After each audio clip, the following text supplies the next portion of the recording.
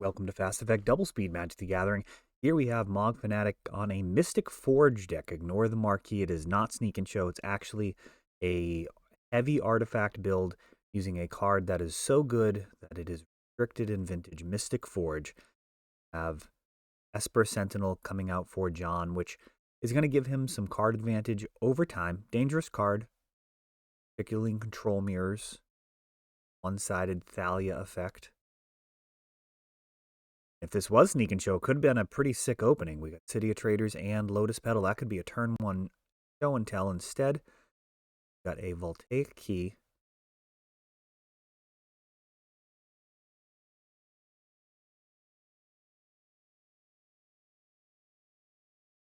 Tundra. Prismatic Ending takes care of Voltaic Key. Such a versatile card. Tomb floats us up to 4 mana and a Basalt Monolith. Would have been pretty interesting with Voltaic Key. Without it, not as exciting. Force of Negation finds its way into John's hand. He's in pretty good shape. Got some card advantage engine going. He's got a threat, albeit a small one, on board, and a counter spell in hand that he can actually hard cast, which is not to be discounted. 4 mana for a Karn. Not being spent. He's going to fetch and hard cast that Force of Negation, shutting down the Karn. Left unchecked Karn will win the game. It's quite a toolbox.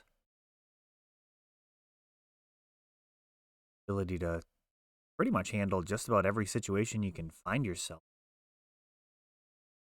Grim Monolith.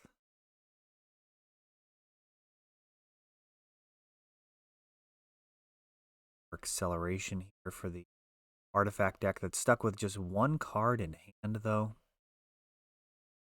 An Expressive Iteration. Up a card, grabs an Urza's Saga. That'll speed up the clock a little bit. Well, we'll see what he gets. He could get a Retrofitter Foundry. City of Traders. Change place with another City. Did, just to untap the Basalt Monolith.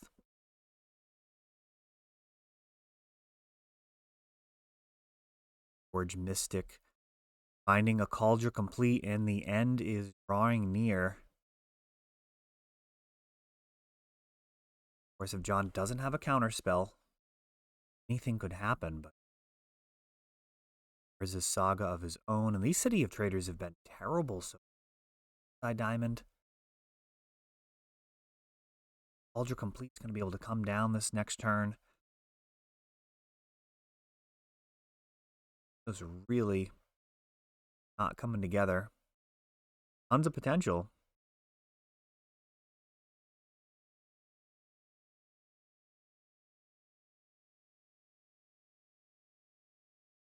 Saga's going to go.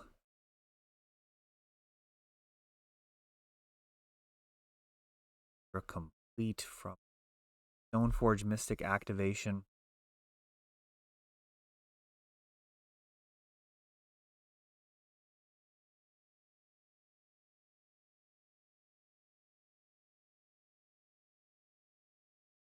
Like Shadow Spear was grabbed with the Urza's Saga. No responses. Looks like this is it right here. Lethal damage would be coming in next turn. 6.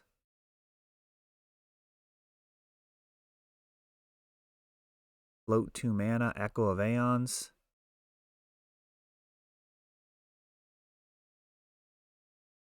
Oh, that's a powerful, exciting card in this position. 7 new cards could actually win the game. I mean, let there be no doubt about that. 7 cards if John whiffs on counter magic. Could absolutely be over. Do with it.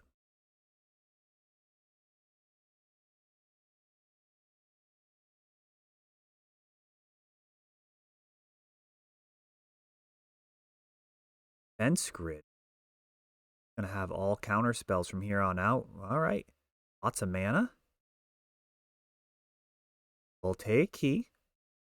Even more mana.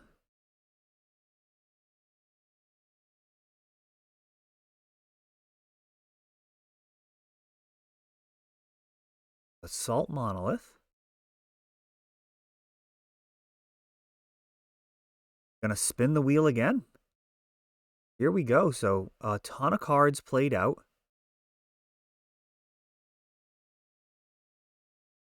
There's a defense grid down, so this go around, go ahead, draw as many counter spells as you want. I mean, it's now or never anyways. Gonna be hoping to get Miracle Orb, Mystic Forge, something explosive. He does need more mana.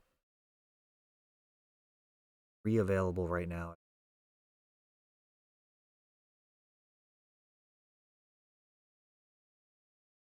Monolith. 1 floating.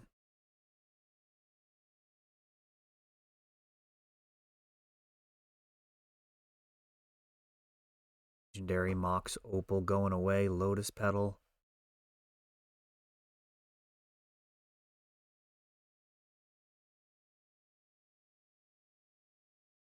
Ooh, Mesmeric Orb.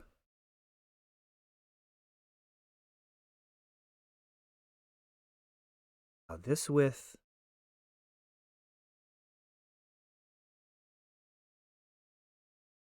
Assault Monolith actually allow him to mill through his deck and find some more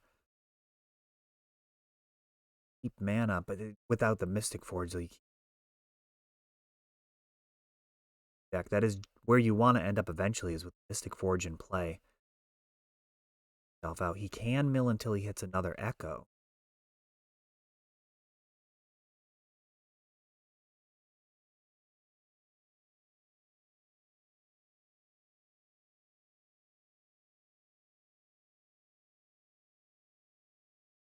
Looks like what he's doing. Go again. Shuffling in the Lotus Petal. Pretty minor decision point there.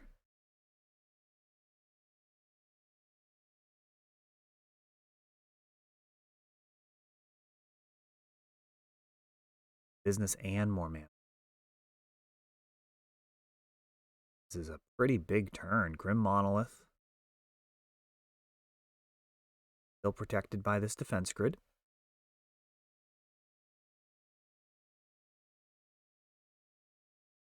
Manifold Key. The Grim Monolith. He should be milling.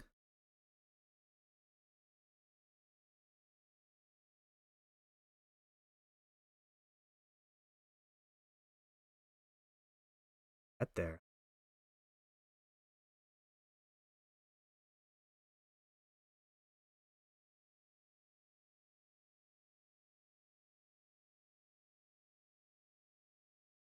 Wow, I think he's going to have to go around again for another Echo.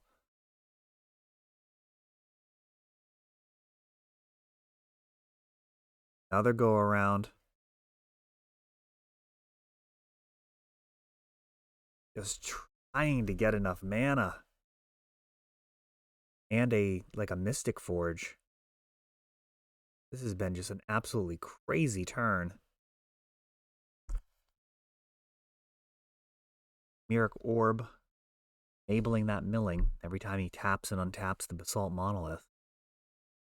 It's to mill himself 1 card. If you have a Mystic Forge out, you're able to play the artifacts off the top of your deck. In that case, get all of your free mana.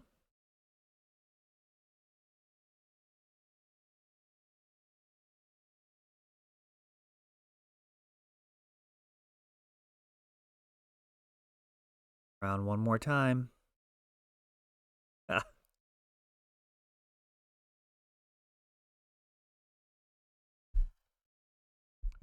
absolutely crazy. is what the deck wants to be doing.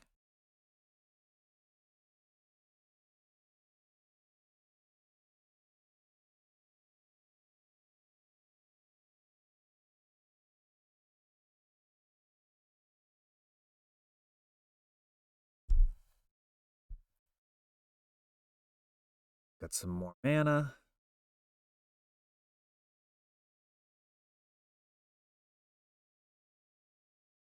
Mystic Forge, there's the one. Keeping the dream alive here.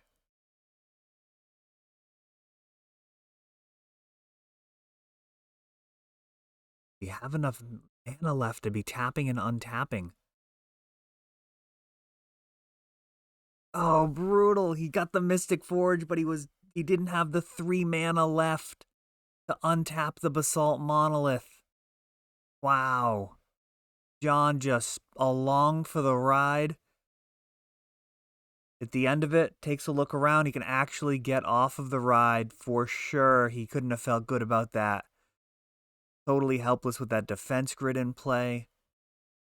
That could have went off the rails at any time. Just been a total disaster if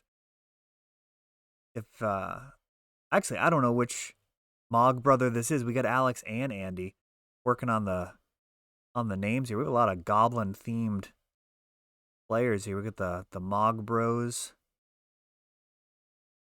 Of course, the Goblin King. Happy to have them join us on camera. This was the ELD Legacy Open competition. Probably at least a 1K if I'm remembering correctly. I think we had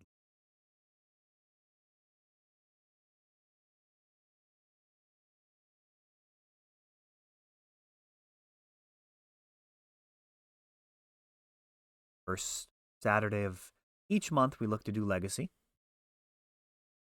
April is actually going to be the first Sunday. Friend of the store getting married on April 2nd.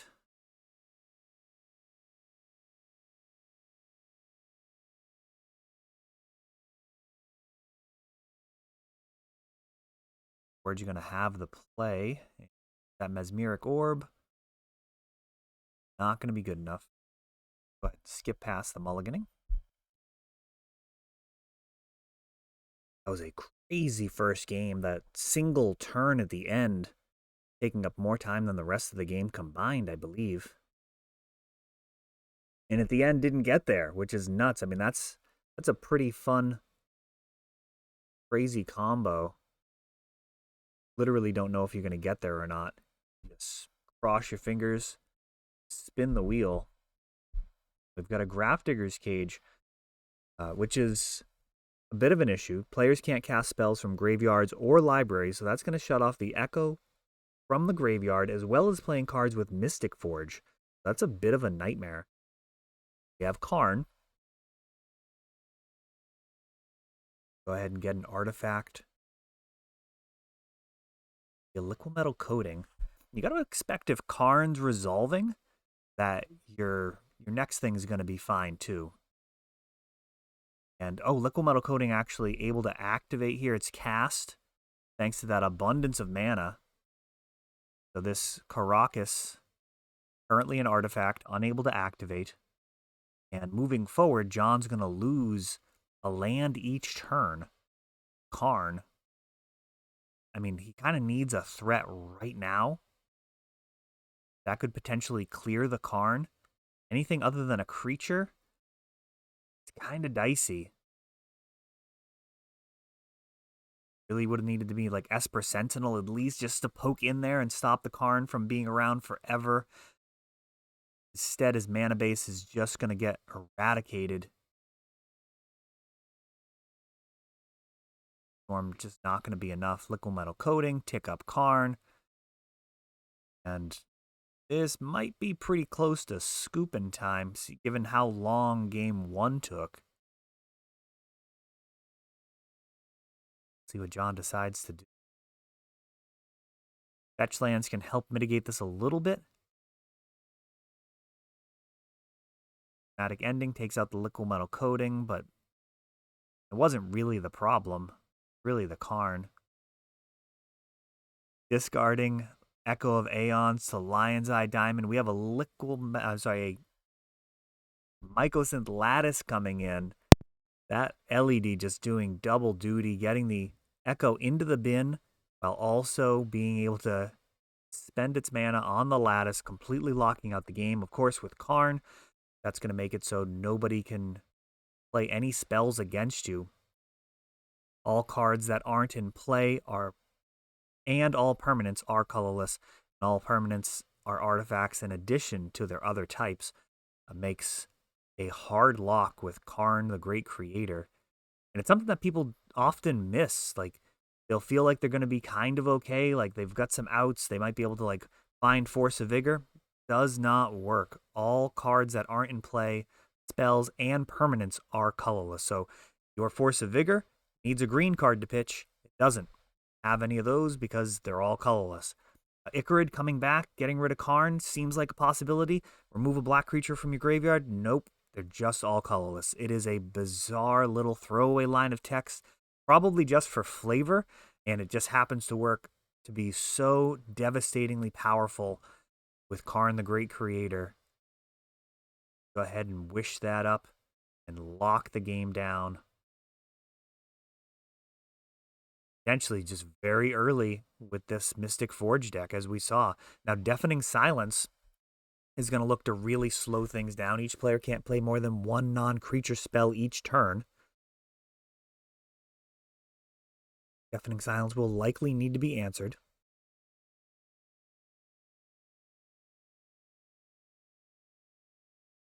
Got a counter spell on that defense grid. John would prefer to have his counters available. They are really good with Deafening Silence, even if your opponent goes for a bomb. Got the counter spell. You know they're not going to be doing anything else. If they bait a defense grid, you can counter it and then go and try and find another counter spell on your turn. The Stoneforge Mystic. The whole goal of the deck, getting that Cauldron Complete in there and swinging. It's a fast clock.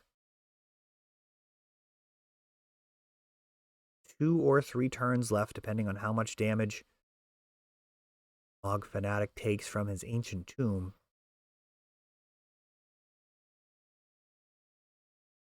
Not Voltaic, but Manifold Key. Actually better. Tapping, untapping, ramping mana into a pretty decent Walking Ballista. 3/3. This Karn, or this Cauldra, still a massive problem. Swords to Plowshares. Gonna go ahead and take care of the Stoneforge.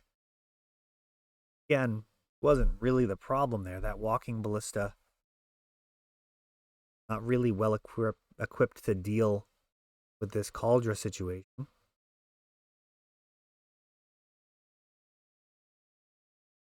Turn, Brainstorm. Fetchland, John very much in the driver's seat. Just has to hold things together for a few turns. Attacking with 5/5 Indestructible.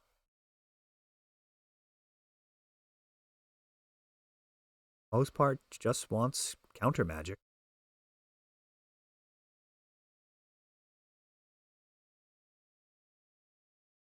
Fetch.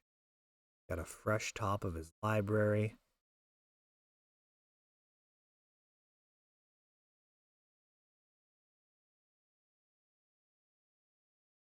Mystic Forge deck, very spicy.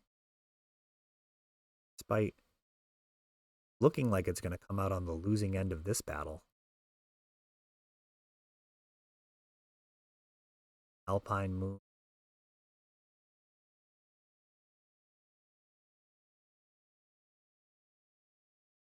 And that is it. Cauldron Complete gonna take it down. Just showing up, turning sideways. Chunks of life flying off, and Mog Fanatic unable to find a way to combo with that Deafening Silence in play. Stoneblade looking very, very solid.